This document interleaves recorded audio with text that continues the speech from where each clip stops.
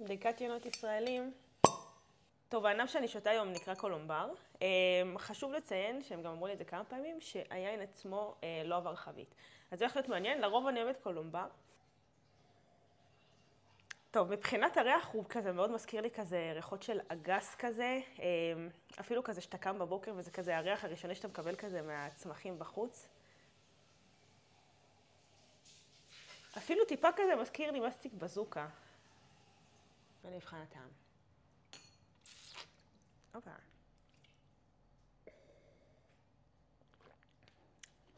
טוב, זה עין ממש קליל, כאילו, כן מרגישים את הטעם שלו, בין איזון כזה, וואי, אתם מכירים את הסוכריות החמוצות האלה? פעם היה כזה מין סוכריה ארוכה חמוצה כזאת, בטעם כחול, ירוק ואדום.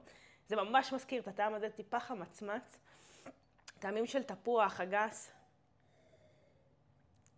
יין ממש ממש קליל, ברמה של עכשיו בערך 9 בבוקר, ואני שותה את זה, ואני כאילו בסבבה לגמרי.